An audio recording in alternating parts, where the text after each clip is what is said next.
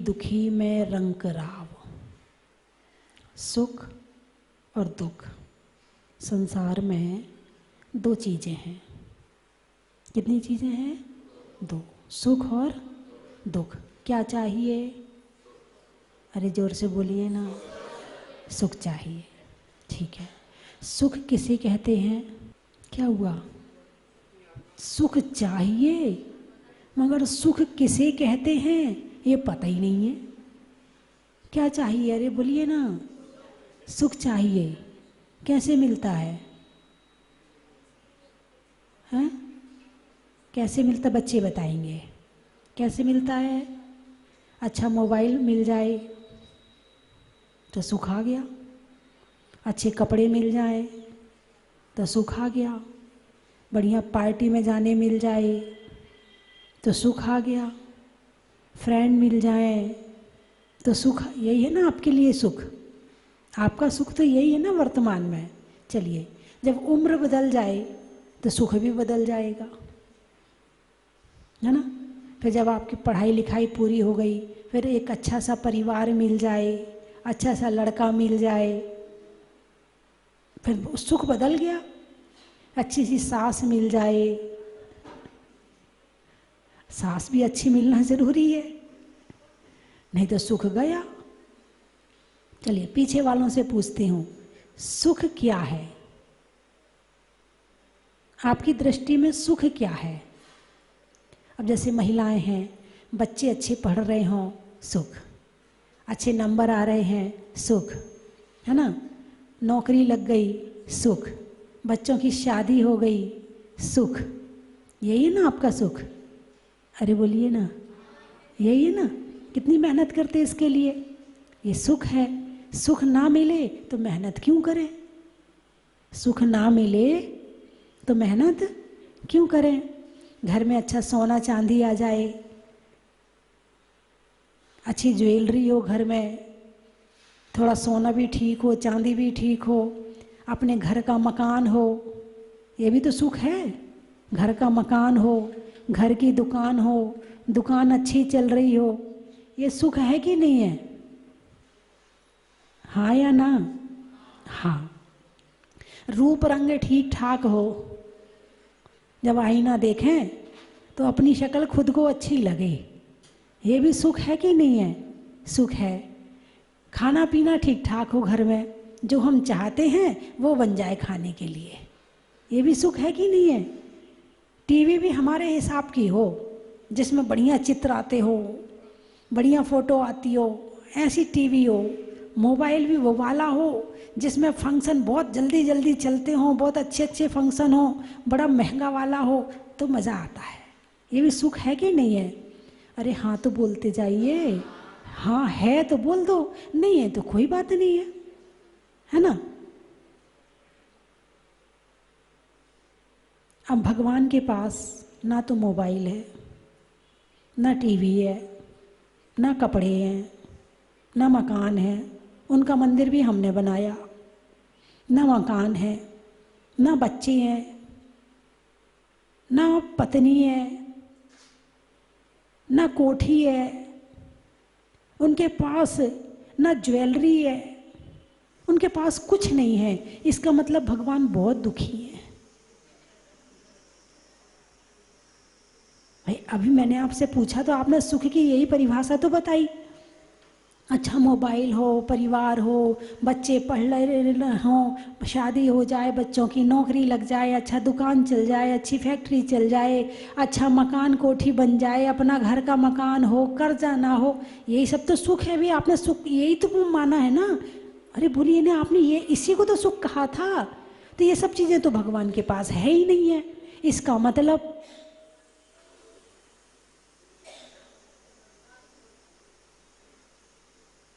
आचार्य शुभचंद्र और भर्तरी दो भाई थे। दोनों घर से निकले, एक सन्यासियों के पास चला गया, एक मुनिराज के पास चला गया। जो सन्यासियों के पास गया उसने भी तपस्या करी। जो मुनिराज के पास गया उसने भी दिगंबर दीक्षा लेके तपस्या करी।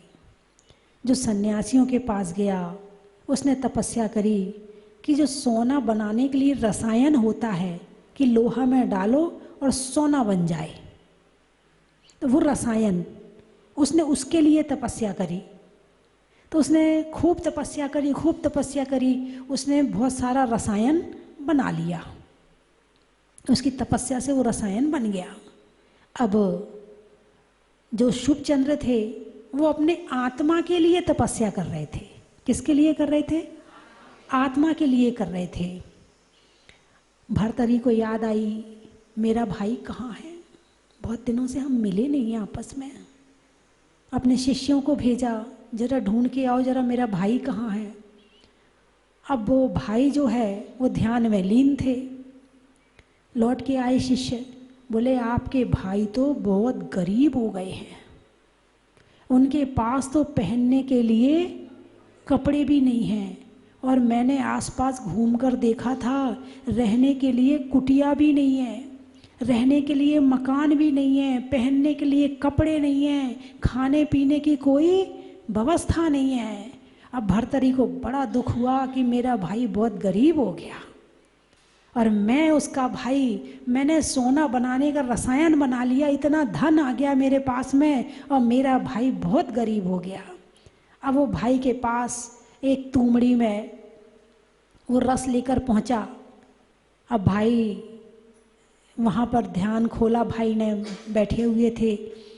बोले भाई मैंने 12 वर्ष तपस्या करके ये रसायन बनाया है, इससे तू अपनी गरीबी दूर कर ले। क्या कर ले? तू गरीबी दूर कर ले। तेरे पास ना मकान है, ना दुकान है, ना परिवार है, ना भोजन है, ना तेरे पास में कुछ भी नहीं है, सोना चांदी कपड़ा कुछ भी नहीं है, तू बहुत गरीब हो गया। मुझे तेरे ऊपर बहुत दया आ रही है भाई, तू ये रसायन ले ले और इसको लेकर के तू सोना बना ले और अपनी गरीबी दूर कर ले। शुभचंद्र आचार्य बहुत बड़े ज्ञानी हुए हैं। उन्होंने ज्ञानार्णव ग्रंथ लिखा है। कौन सा? ज्ञानार्णव। ज्ञान अर्णव, अर्णव यानी समुद्र, ज्ञान का समुद्र, ऐसा ज्ञानार्णव ग्रंथ लिखा है। और हमारे जैन शास्त्रों में सबसे ज़्यादा ध्यान का वर्णन कहीं आता है तो ज्ञानार्णव ग्रंथ में आता है कि ध्यान कितनी तरह से किया जाता है, कितने प्रकार से किया जाता है, ध्यान कितनी तरह का होता है, उसका पूरा वर्णन, खूब अच्छा वर्णन ज्ञानार्णव ग्रंथ में आता है। ऐसे ध्यानी मुनिराज जो कर्मों का नाश कर रहे थे, रिद्धियाँ प्राप्त हो रही थी, उन्हें रिद्धियाँ प्राप्त कर नहीं रहे थे। तपस्या करने से रिद्धियाँ प्राप्त अपने आप हो जाती हैं, है ना। सिद्धि तो बिना बीतरागी बने भी कर सकते हैं, ग्रस्त भी कर सकता है, लेकिन रिद्धि मुनिराज के पास ही होती है। और वर्तमान में पंचम काल में अभी रिद्धियाँ नहीं हैं। तो भाई ने देखा, शुभचंद्र जी ने देखा, अरे ये तो गलत मार्ग पे चला गया। जो सोना चांदी सब चीज़ हम घर में छोड़ के आए हैं, उसमें सुख इसने यहाँ भी ढूंढ लिया। और सच्चा सुख तो कहाँ है? आत्मा में है।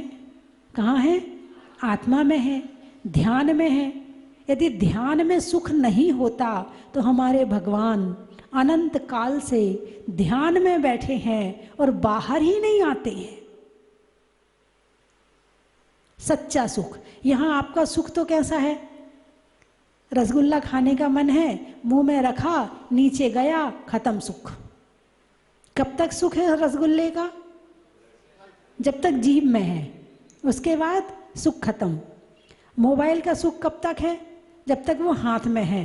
और जरा यहाँ वहाँ गए और यदि गिर गया, टूट गया, सुख खत्म, है ना। गाने का सुख कब तक है? जब तक कान में सुन रहे हैं, और जब सुनना बंद हुआ, सुख खत्म। ऐसे ही है ना। यानी जितने सुख हैं सभी क्षण भंगुर हैं, कुछ समय के लिए हैं, ज़्यादा समय के लिए स्थायी नहीं है। नया कपड़ा आया, पहना, थोड़ी देर सुख मिला, एक दो बार में पुराना हो गया, सुख खत्म। ऐसे है ना संसार के सुख, है ना, उसमें भी बड़ा सुखी मानते, उसमें भी अभिमान, उसमें भी घमंड। तो जो भगवान का सुख है वो स्थायी है। आंख बंद करके बैठे और जितना सुख ध्यान में है, संसार की किसी वस्तु में इतना सुख है ही नहीं। आपको संसार के सुख तो कमाने पड़ते हैं। क्या एक लड़की को यदि 1 लाख का मोबाइल चाहिए तो 6 महीने नौकरी करती है, तब 1 लाख का मोबाइल आता है उसका। बोलिए हाँ या ना? है अच्छे कपड़े चाहिए तो 4 महीने नौकरी करेगी, फिर पैसा इकट्ठा करेगी, फिर कपड़े लेके आएगी। ठीक है, वो 4 दिन में पुराने हो जाएंगे। 4 बार पहने और पुराना नजर से उतर गया, है ना। लेकिन ध्यान के सुख में ना कपड़ों की जरूरत, ना धन की जरूरत, ना पैसों की जरूरत, ना कोठी की जरूरत, ना मकान की जरूरत, ना सोना चांदी की जरूरत, ना बच्चों की जरूरत, ना पत्नी की जरूरत, ना पति की जरूरत, किसी की जरूरत नहीं है। आंख बंद करो, ध्यान में बैठो और सुख शुरू। कौन सा सुख अच्छा है? आत्मा का सुख अच्छा है, जिसमें किसी के अवलंबन की जरूरत नहीं पड़ती है। मेरे पास में स्थायी रूप से है, कहीं से खरीद के नहीं लाना, किसी की दुकान में नहीं जाना, किसी से कुछ लड़ाई झगड़े करके नहीं लेना। इस ध्यान के सुख के लिए किसी को दुखी नहीं करना। और सुख होते हैं तो वो सुख बिना दुख दिए होते ही नहीं है। अब भाई बहन, 2 भाई बहन हैं, एक के पास मोबाइल आ गया तो दूसरा, अरे बोलिए ना, तुम तो सुखी हो गए लेकिन तुम्हारा भाई दुखी हो गया। अब टीवी है, टीवी में एक को न्यूज़ देखना है, एक को कार्टून देखना है, एक को प्रवचन सुनना है और एक को सीरियल देखना है, जिसकी लाठी और बाकी भनभनाते हुए चले जाएंगे। हमारी तो कोई सुनता ही नहीं है, हमारी तो चलती नहीं इस घर में, हम तो बेकार ही हैं इस घर में। मतलब एक सुख पाने के लिए सांसारिक कम से कम 2 जनों को तो दुखी करना ही पड़ता है। ये सांसारिक सुख दुख देकर के प्राप्त होता है, लेकिन आध्यात्मिक सुख, आत्मा का सुख खुद को भी सुखी करता है और जो तुम्हें देखता है वो भी सुखी हो जाता है। यह है सुख की परिभाषा। तो भगवान को देख दर्शन करने क्यों आते हैं हम? भगवान के दर्शन करने, अरे बोलिए ना, तो भगवान हमें सुखी करते हैं क्या? हम उन्हें देख करके सुखी हो जाते हैं क्या? ध्यान का सुख ऐसा है कि खुद को तो मिल ही रहा है, लेकिन जो हमें देखता है उसको भी सुख मिल जाता है। इसका नाम है सच्चा सुख। तो सारी दुनिया कौन से सुख के लिए मेहनत करती है? जिसमें सुख है नहीं, लगता है पर है नहीं। और किसके लिए नहीं करती मेहनत? आत्मा के लिए। मेहनत करने की जरूरत ही नहीं है। आत्मा के लिए तो मेहनत करने की जरूरत ही नहीं है। हाथ पे हाथ धरो, पैर पे पैर धरो और बैठ जाओ, कुछ करने की जरूरत नहीं है। जहां कुछ करना ना हो वो सच्चा सुख, और जहां करना करना लगा रहे वो झूठा दुख। अब पागल है आज के लोग, इस सांसारिक सुखों के लिए पागल हैं। इच्छाएं ऐसी बढ़ रही हैं, और इच्छाएं बेचारे तुम लोग भी क्या करो, तुम्हारी गलती नहीं है, तुम्हारी गलती नहीं है। तुम्हें दिखाया जा रहा है, देखो सिगरेट पीने में ऐसा सुख मिलता है, देखो शराब पीने में ऐसा सुख मिलता है, देखो गांजा पीने में ऐसा सुख मिलता है। और तुम सच्चा ज्ञान जिसको हुआ नहीं है, जो आत्मा से जुड़ा नहीं है, वो भटकता रहता। हाँ मिलता होगा, क्योंकि जिसने ध्यान का सुख नहीं देखा है वो दुनिया में भटक रहा है। नहीं इसमें भी मिल रहा होगा, नहीं इसमें भी मिलेगा, नहीं इसमें भी मिलेगा। जिसने खुद के सुख का स्वाद नहीं जाना है वो बाहर के सुखों में भटकता रहता है और सारी जिंदगी अपनी यूं ही खत्म करके मर जाता है। और आज बाहर के सुखों की तो दुकान तुम्हारे मोबाइल में खुली पड़ी है। कहीं बाहर जाने की भी जरूरत नहीं है। पहले के समय में तो भाई बाजार जाओगे तभी सामान दिखता था, क्या बाजार जाओगे तभी सामान दिखता था, और अब तो मोबाइल खोलो दुकान आ गई, और तुम्हारा मन कंट्रोल में तो है नहीं, धर्म तो जानते नहीं, इच्छाओं पर विजय तो प्राप्त कर ही नहीं। ऐसे सभी लोग हैं, एक नहीं सारी दुनिया ही ऐसी है। और मोबाइल में एक चीज सर्च करते वो 4 चीज दिखाता है, ये भी खरीद लो, ये भी बहुत बढ़िया है, ये भी बहुत बढ़िया है, रोज पार्सल चले आ रहे हैं। घर वाले देख देख के कूड़ रहे हैं, पुराने लोग, और बहुएं मान नहीं रही हैं, उनकी इच्छाएं खत्म नहीं हो रही हैं, और सासुएं कूड़ रही हैं। नहीं, एक की बात नहीं है, वो आके मेरे से कहती है तभी मैंने आपको बताया है, लेकिन अपनी सास से लड़ना मत कि तुमने कहा होगा जाकर के। ग्वालियर की सास की बात नहीं, कहीं और की सास की बात है। हाँ, और बहुओं को मना करो तो वो मानेंगी नहीं। काम का हो या ना हो, दिख गया और अच्छा लग रहा है तो मंगा लिया। इच्छाएं बढ़ती जा रही हैं, बढ़ती जा रही हैं, और तुम्हारे इस अवगुण का लाभ ये सारा संसार उठा रहा है। तुम्हारी इस कमजोरी का, किसका? कमजोरी का। ये कमजोरी है कि इंसान को सामान दिखाओ और पसंद आ जाए, वो छोड़ना नहीं चाहता। ले लो भाई, भले काम का ना हो, रख लो, अच्छा लगेगा, हमारे पास होना तो चाहिए। ऐसा है कि नहीं है? सुख मिल रहा है। इच्छाओं की पूर्ति में क्या मिलता है? कितनी देर के लिए मिलता है भाई? एक सामान मंगाया, सुख एक, जैसे दूसरे पे नजर गई, पहले का सुख खत्म, फिर जैसे तीसरे पे नजर गई, चौथे का सुख। ऐसे एक इच्छाएं आती जाती हैं और हम उनको शांत करते रहते हैं। लेकिन फिर भी जब तक ज्ञान नहीं होता है तो उसमें सुख मिल रहा है, ज्ञान होने के बाद सुख नहीं मिलेगा। कभी आपके मन में प्रश्न नहीं आया, माता जी आप तो केवल रोज रोज एक सफ़ेद साड़ी पहनती हो, बोर नहीं होती हो आप? आपके मन में प्रश्न नहीं आता? माता जी आपको, जैसे हम लोग ब्यूटी पार्लर जाते हैं, हम लोग इतनी नेल पॉलिश लगाते हैं और इतने ये सब कुछ करते, आपका मन नहीं करता है? आपके मन में प्रश्न आया कि नहीं आया? अरे बोलिए ना, ऐसी कौन सी शक्ति है कि आप नहीं करते हो और हम दिन भर करते हैं? ऐसी कौन सी शक्ति आप में आई कि आपने छोड़ दिया, और हम ऐसी कौन सी कमजोरी को लिए हुए बैठे हैं कि हम इसको करे जा रहे हैं? एक साड़ी, 2 साड़ी, 3 साड़ी, एक सूट, 2 तरह का सूट, जो दिखाया मोबाइल ने बस बुक कर दो। और इसके लिए तो बच्चे कई बार अपने मम्मी पापा को बहुत परेशान करते। हैसियत है या नहीं है, वो खरीदवा सकते हैं या नहीं खरीदवा सकते हैं। पहले के माँ बाप तो अपने बच्चों को इतना प्यार नहीं करते थे, मगर आजकल के माँ बाप तो अपने बच्चों के लिए जान लुटा दें। अब पहले 12 होते थे, 8 होते थे, 7 से कम तो होते ही नहीं थे। एक थान लाए,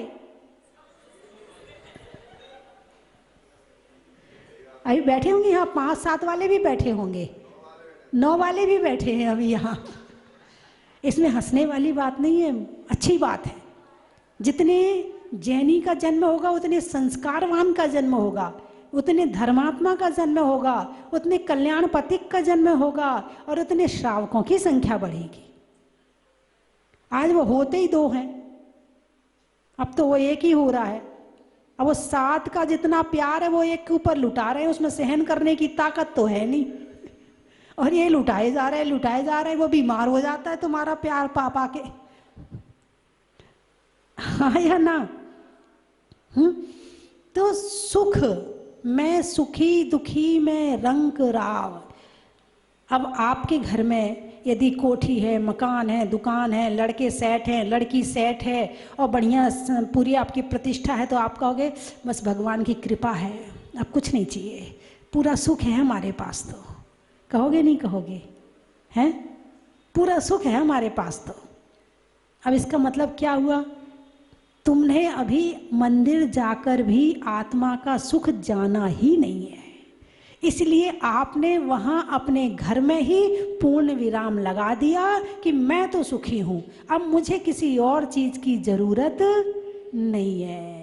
यानी धर्म का रास्ता, आत्मा का रास्ता आगे बढ़ने का आपने बंद कर दिया। घर में सब कुछ होने के बाद भी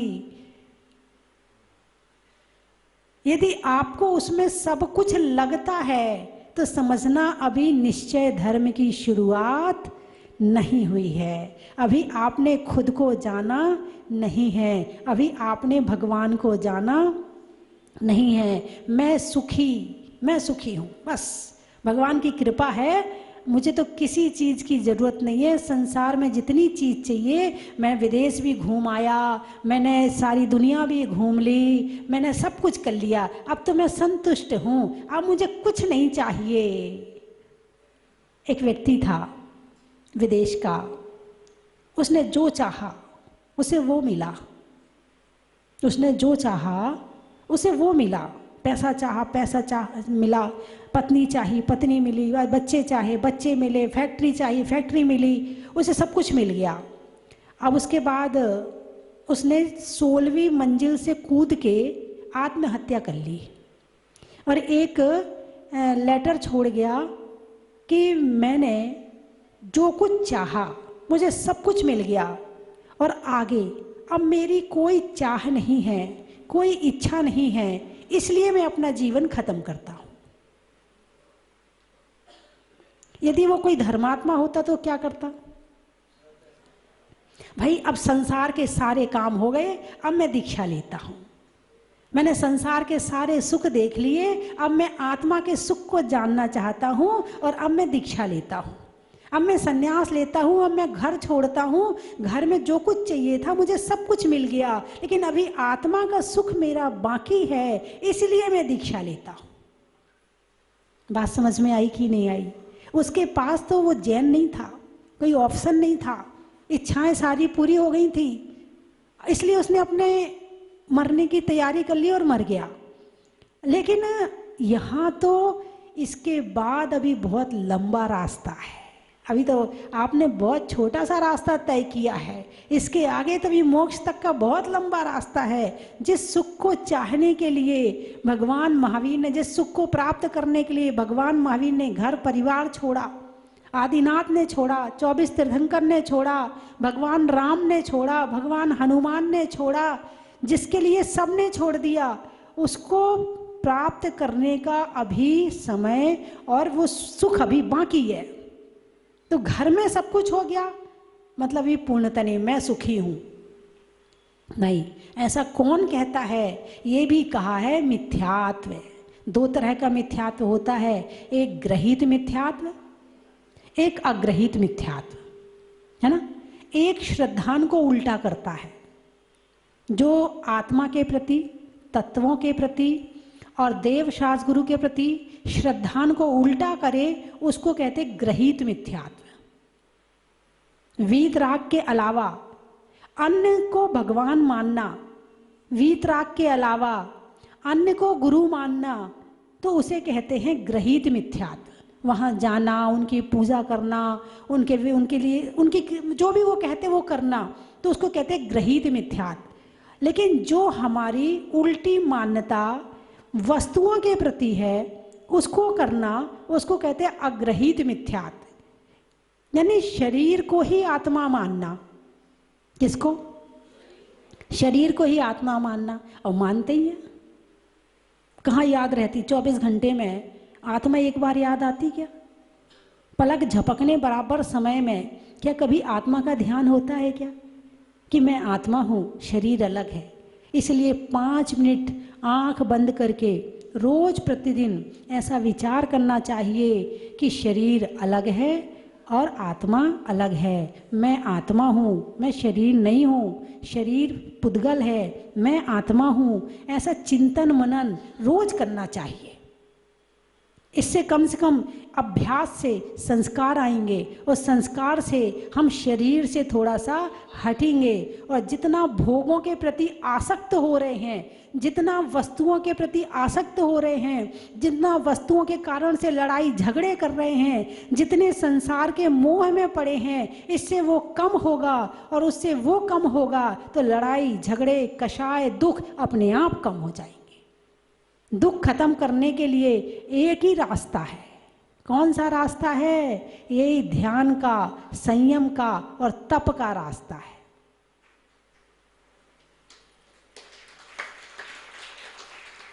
जिस बिना नहीं जिन राज सीझे, तू रुलियो जग कीच में। जिसके बिना भगवान को सुख नहीं मिला, तुम्हें कैसे मिल जाएगा? उस सुख को प्राप्त करने के लिए जो भगवान ने किया है वो हमें करना पड़ेगा। और आपको घर में ही अच्छा लग रहा है, आपको घर का ही सुख अच्छा लग रहा है, तो पड़े रहो मिथ्यात्व में और ये भ्रमाता रहेगा, घूमते रहना संसार में। अभी मनुष्य में आए हैं, फिर पशु में चले जाना, फिर त्रियंच में चले जाना, फिर वहाँ से 1 2 3 इंद्री बन जाना, फिर कभी नरक में चले जाना, फिर कभी कहीं चले जाना, फिर व्यंतर बन जाना, फिर देव बन जाना। घूमते रहो संसार में। यदि संसार से छूट करके सच्चे सुख का मार्ग है तो केवल ये ही सच्चा मार्ग है, इसके अलावा दूसरा मार्ग नहीं है। तो सुख समझ में आ गया? अरे बोलिए ना, सुख समझ में आया कि कौन सा सुख सही है और कौन सा सुख गलत है? जो दुख दूसरों को दे करके, दूसरों को दुख दे करके जो सुख प्राप्त किया जाए वो संसार का सुख है और वो गलत है। और जिसके माध्यम से मुझे सुख मिले और सबको सुख मिले वो ध्यान का सुख है। तो कितने लोग ध्यान करते हैं? भगवान की प्रतिमा कौन सी मुद्रा की प्रतिमा है? ध्यान मुद्रा की। तो मंदिर में आके, मंदिर में क्यों आते हैं? एक डॉक्टर, छोटा डॉक्टर बड़े डॉक्टर के नीचे रह के काम क्यों करता है? है ना? वकील बनना हो तो वकील के नीचे काम करना पड़ेगा, सीए बनना हो तो सीए के नीचे काम करना पड़ेगा। मंदिर क्यों आते हो? क्या बनने आते हो? 1 2 घंटा भी लगाते हो, माला भी फेरते हो, पूजा भी करते हो, अभिषेक भी करते हो। क्यों करते हो? अपने घर में भी एक स्थान ऐसा बनाए जहां आप थोड़ी देर बैठकर ध्यान कर सकें, है ना? और ध्यान करने के पहले 5 बार 11 बार ओंकार ध्वनि कर लें। ओंकार ध्वनि जानते ना? ओ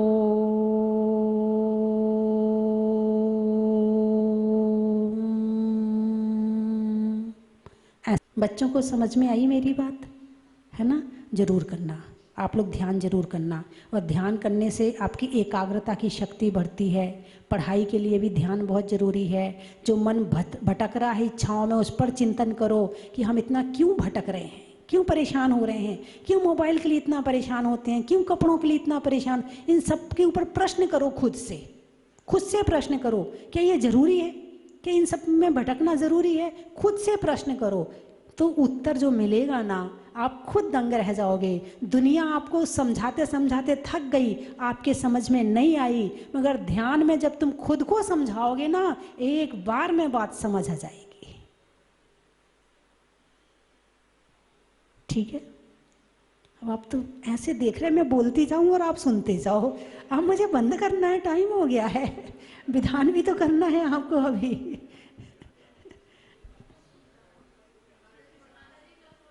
दीप का चढ़ाने में दीप का नैवेद्य, अच्छा, नहीं होने में खेद का, बीमार में वैद्य का और चढ़ाने में नैवेद्य का। और क्या हुआ आएगा? दीप, दीप को बता दिया। धूप का, धरती पर भूप का, रसोई में सूप का और चढ़ाने में, और पूजा में फल का, गोत्र में गर्ग का, गणित में वर्ग का और चढ़ाने में अर्घ का, दुकान में लाला का, मकड़ी में जाला का और पूजा में जयमाला का, सेठों में ठाट का, बनिया में बाँट का और पूजा के बाद शांति पाठ का, बादलों की गर्जन का, डॉक्टरों में सर्जन का और पूजा में विसर्जन का। बोलिए 24 भगवान की। दिगंबर जैन मंदिर मध्ये आचार्य गुरु श्रीमती सागर जी महाराज सुशिष्य, आचार्य गुरु ज्ञान सागर जी महाराज सुशिष्य, आचार्य गुरुदेव घेर सागर जी महाराज तत् शिष्य गणनी प्रमुख आर्यका रत्न लक्ष्मी भूषण स्वस्ति भूषण माताजी परम शांति श्री पार्श्वनाथ ध्यान महोत्सवे मध्ये मंडलोस्परि चतुष्कोणेषु चतुष्कलश स्थापनं करोमि नमोते स्वाहा। मंगल कलश लेंगे मंगल मुदा ओम ह्रीं अज्ञानतिमिनाशकं ज्ञान ज्योति प्रकाशकं मंगल दीपकं प्रज्वालयामि स्थापनं करोमि नमोते स्वाहा।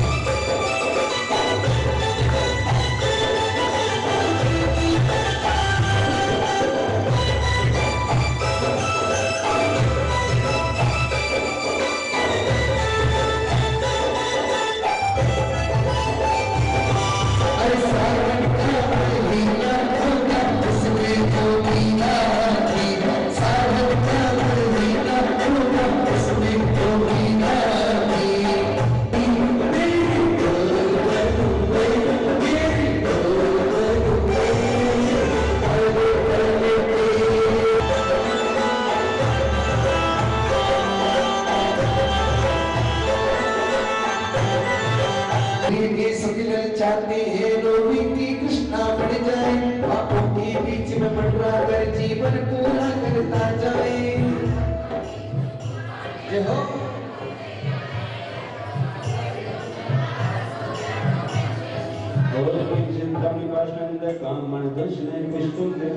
भगवान को पाना चाहो तो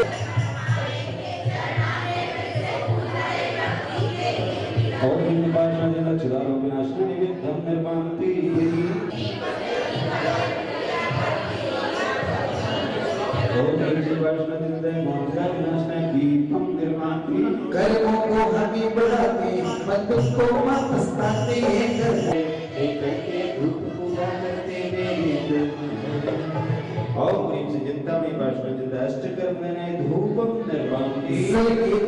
हम स्वास्थ्य के अंतस्की द्वारा शांति ओम ह्रीं श्री पार्श्वनाथ अनर्गवद्राप्ते अर्घं निर्वपामि। मुझ पर दो कृपा कर दो मेरे आलीशान मंदिर बना हुआ है यहाँ पे, शानदार, अच्छे से दर्शन हुए। किसी भी तरह की कोई समस्या नहीं है यहाँ पे यात्रियों के लिए, चाहे वो ठहरने की हो, चाहे भोजनशाला की हो, चाहे अवसर भगवान के चरणों में शांति धारा या कोई अवसर प्राप्त करने की बहुत अच्छी व्यवस्था है यहाँ पे। अपना यदि आप कुछ कहना चाहेंगे?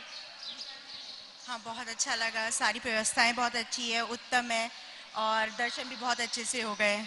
सबको बस धन्यवाद कहना चाहूँगी। मैं अब तक कई बार यहाँ आ चुका, लगभग 50 बार तो आ ही गया होगा और हर बार अभिषेक वगैरह किए हैं। बहुत सुंदर व्यवस्था है। माता जी का आशीर्वाद 10 साल से मैं मुनिसिपल स्वास्थ्य धाम से जुड़ा हुआ हूँ और मेरे सब भगवान ने मेरे सब काम अच्छा किया है और इसकी मेहरबानी से आज मैं यहाँ आया हूँ और ये माता जी का बहुत बड़ा आशीर्वाद है मेरे को और बहुत बड़ा प्रोग्राम है, इसलिए आपका ऐसे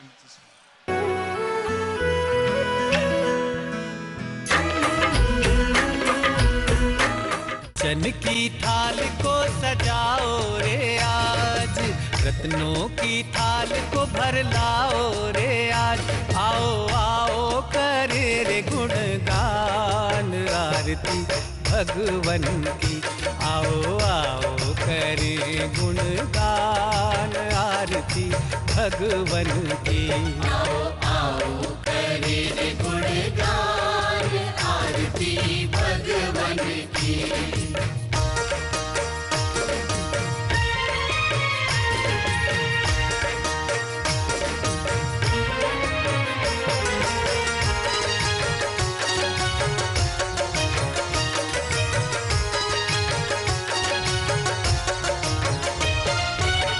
का सुमित्र के राज दुलारे। परम विदुषी लेखिका गणिनी आरिका रत्न श्री 105 स्वस्ति भूषण माता जी, जिन्होंने मात्र 20 वर्ष में 100 से भी अधिक किताबें लिखकर जैन समाज को अनूठा योगदान दिया है।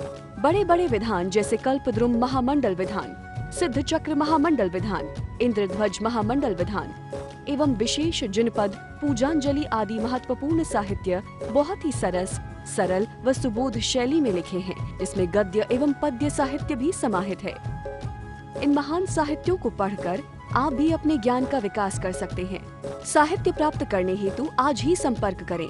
संपर्क सूत्र 7906062500 9868345768।